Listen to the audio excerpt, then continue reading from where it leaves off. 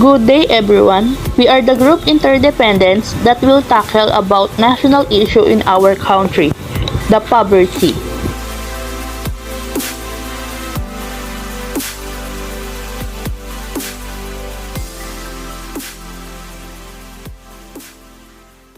What is poverty? A state or condition in which a person or community lack of financial resource and essential to enjoy a minimum standard of life and well-being that considered acceptable in society. Poverty is about not having enough money to meet basic needs, including food, clothes, and shelter. However, poverty is much more than just not having enough money. What is the causes of poverty? We have 6 main causes of poverty in our country. The first is low growth elasticity of poverty reduction. Second is weakness in employment generation and the quality of job generated. Third is fail to fully develop the agriculture sector. Number 4 is high inflation during crisis periods. Number 5 is high level of population growth. Number 6 is high and persistent level of inequality in income and assets. Unemployed, as reported by the Philippine Statistic Authority today, the country unemployment rate significantly decreased to 5.2% in July 2022 from 7.2% in the same period last year. This is also the lowest unemployment rate for all July rounds of the labor force survey since 2005. Similarly, the underemployment rate plunged to 13.8% from 21% in July 2021. High inflation during crisis. Manila, October 5. Philippine annual inflation quickened to 6.9% in September, hitting its fastest pace in 4 years. Firming up expectation the central bank will hike rates further before the year ends.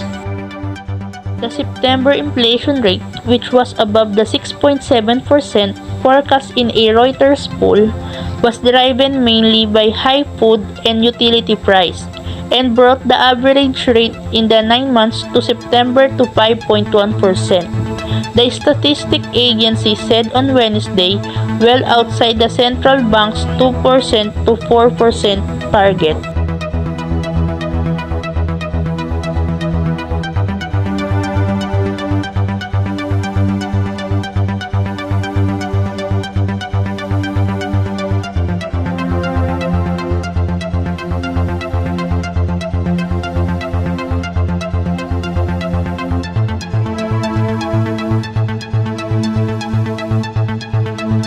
Poor education in the Philippines. Not every person without an education is living in extreme poverty. But most of the extremely poor don't have an education. And why is that? There's a lot of barriers stopping children from going to school. Many families can't afford to send their children to school and need them to work. More still don't see a benefit in educating. Limited access of clean water and poor people cannot get enough water to consume, wash, or feed crops when there is a water shortage, which may result in economic loss. Additionally, poor sanitation, which affect 2.4 billion people and result in cholera, typhoid fever, and other waterborne illness, including those are fatal without access to clean water. Inequality. There are many different types of inequality in the world, from economic to social equalities like gender, caste system, or tribal inflation. But no matter their equality, they generally means the same thing. For example, the voice of certain people or groups might not be heard in the community meetings, meaning they don't get a say in an important decision. Conflict. Conflict can cause poverty in several ways. Large-scale, protracted violence that we see in places like Syria can grind society to a halt, destroy infrastructures, and can cause people to flee, forcing families to sell or leave behind all their assets. In Syria, around 70% of the entire Please watch the video for the result of our survey that we conducted. Thank you. Know why does poverty continuously in our country? And we conducted a survey in the three trends or causes to have a poverty. That is jobless, inequality, and inflation. Inequality, we have three questions.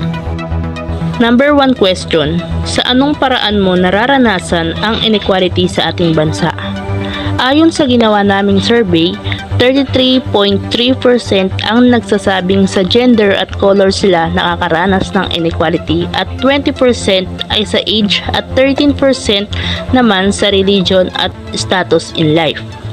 So, sa iyong pananaw, ano ang magiging epekto nito sa isang individual na nakakaranas ng diskriminasyon? Ang una ay losing self-confidence dahil mawawalan sila ng tiwala sa kanilang kakayahan at sa sarili. Mahihiya silang ilabas yung talento nila dahil sa diskriminasyon na ginagawa sa kanila. Pangalawa ay ang poor social interaction dahil mahihiya silang makisalamuha, nahihiya silang makipag-usap o magkaroon ng komunikasyon sa taong nakapaligid sa kanila dahil akalain nila na lahat ng ginagawa nila ay mali. At ang pinaka-worst na epekto ng diskriminasyon ay ang depression. Ito ang pinaka-worst na case dahil maaari silang ma-depress sa pinagsasabi sa kanila ng taong nakapaligid sa kanila dahil sa pangangapi at pangmamaliit sa kanila ay mawawalan sila ng tiwala sa kanilang sarili at iisipin na wala silang silbi at hanggang sa maisipan nilang magpakamatay. Number 3 question, sa iyong palagay, ano ang maaari nating gawin upang ito ay matigil? Ipaliwanag. Sana ay huwag tumingin lamang sa panlabas na anyo, tignan din natin ang kanilang kakayahan at sana itrato natin silang hindi iba dahil sila rin naman ay tao katulad natin na namumuhay ng maayos. At ang pangalawang dahilan kung bakit nagkakaroon ng poverty ay ang unemployed. Number 1 question, gaano katagal ka nang walang trabaho? Ayon sa ginawa naming survey, karamihan sa kanila ay 2 to 3 years nang silang walang trabaho. Siguro dahil na rin ito sa dumaang pandemya, marami ang nawalan ng trabaho at hindi pa nakakabalik sa kanilang hanap buhay hanggang sa ngayon. Question number 2. Bilang isang mamamayan ng Pilipinas, gaano kahirap maghanap ng trabaho sa ating bansa? Magbigay ng isang halimbawa at ipaliwanag. Dahil sa taas ng standard o qualification in requirements na hinahanap ng isang kumpanya ay nahihirapan ang mga mamamayan natin na makakuha ng trabaho katulad na lang ng wala pang experience sa trabaho. Dahil madalas hinahanap ng mga kumpanya ay ang mga meron ng experience o kasanayan sa ganung uri ng trabaho. At ang pangatlong dahilan ng poverty ay ang inflation. Number 1 question, sa patuloy na pagtaas ng bilihin, sapat pa ba ang kinikita mo upang tustusan ang pangangailangan ng iyong pamilya? Sa ginawa naming survey, 80% ang nagsasabing hindi sumasapat ang kanilang sahod upang tustusan ang pangangailangan ng kanilang pamilya. At 20% ang nagsasabing sakto lang ang kanilang kinikita upang tustusan ang kanilang pamilya. Number 2 question, ano ang epekto ng inflation sa iyong pamilya?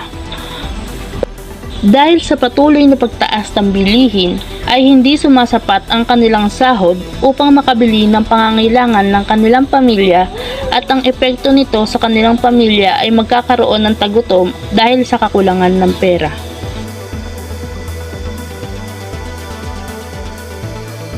akin, ang di pagkakaroon ng pantay-pantay sa lipunan ay nagsisimula sa tahanan. Mas maganda na may proper knowledge ang mga magulang para hindi madagdagan ang inequality. Kasunod nito ay ang paglunsad ng mga maliliit na proyekto na magtuturo sa mga paaralan ng magandang asal. Dapat hindi lamang sa elementarya ang subject na GMRC dahil karamihan sa mga kabataan o mga matatanda ay di na ganoon kaalam sa asal ng pagpapakatao. Kaya nararapat lamang na magkaroon ng subject para mas magkaroon ng kumpiyansa ang isang bata sa kanyang sarili. Dahil alam naman natin, kapag nakikita ng iba na mahina ka, ikaw ang kanilang pupuntiryahin upang ang kanilang confidence ay mas tumaas. kasalukuyan nating panahon, bakit nga ba mahalaga na magkaroon ng malinis at kumain ng masustansyang pagkain? Binago ng pandemya ito ang ating gawain sa pang-araw-araw. Sa pagkain ng wasto, ito ay makakatulong sa atin upang ingatan ang ating kalusugan sa gitna ng pandemya. Ang pag-inom at pagkain ng wasto ay siyang nagbibigay lakas sa atin upang makaiwas sa anumang sakit na dulot ng mga virus na nanggagaling mula sa mga pagkain at sa labas sa ating pinupunta. Pag-aaral. Harapin natin ang bagong normal ng kahabagan, sensibilidad at pagiging makabayan upang ang paraan ng pag-aaral ay hindi maging isang pantanin para sa mga magulang, mga anak at guro, ngunit isang pag-asa sa gitna ng krisis.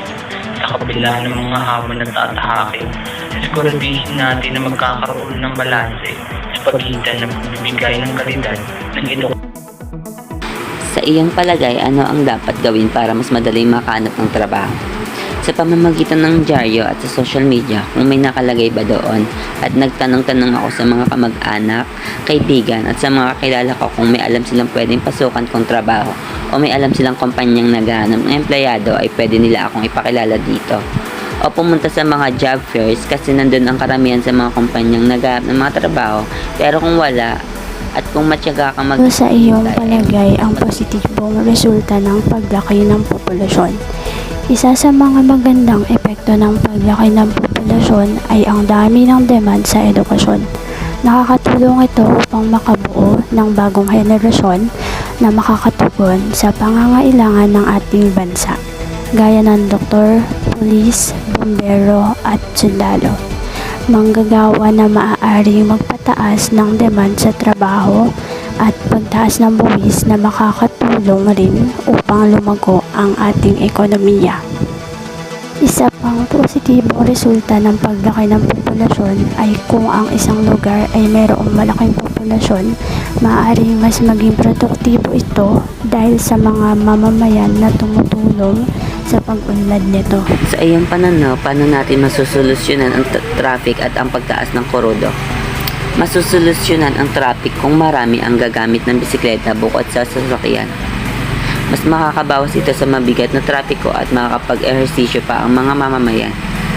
Masusolusyonan ang pagtaas ng korodo kung magbibigay sila ng discount para sa mga PUV or public utility vehicles na bumibili ng diesel or gas.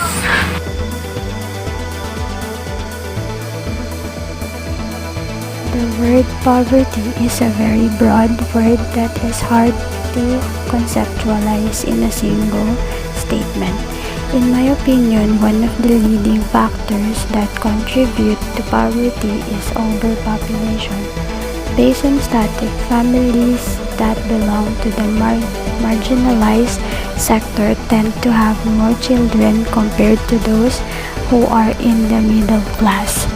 For me, they should provide health center that could teach them about sex education and family planning to ensure that there will be fewer cases of young mothers and young fathers, and also to control the size of their family.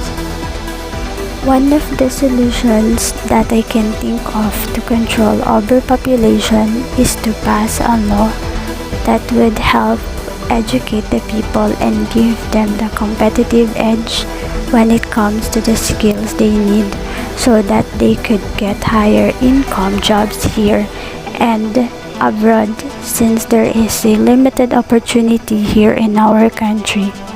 It would also be good if the government could coordinate with the native businessmen here in the Philippines so that they could upgrade our infrastructure, which could lead to foreign investments coming in our country and lead to more jobs and in turn uplift our country from the poverty line.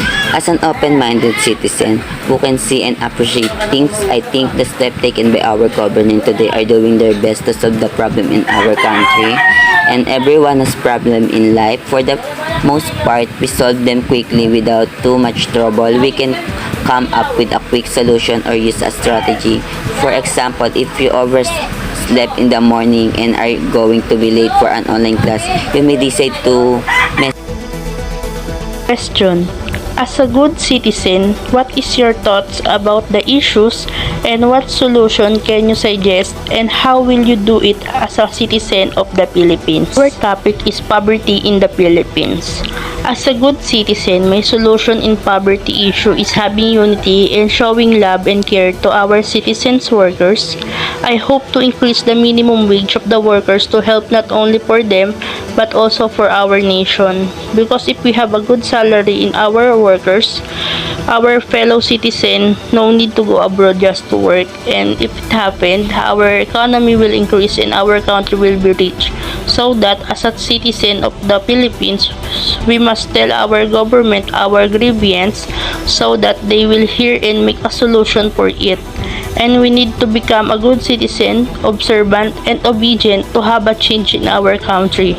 They need a unity to change our country or nation, and we need help each other to become successful country someday.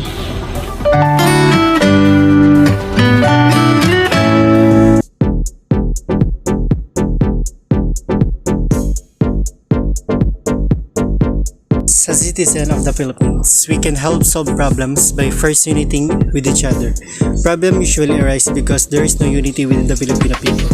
We do not support each other. Instead, Filipinos who tend to have grab mentality wherein we do not want another person to succeed. Rather, we create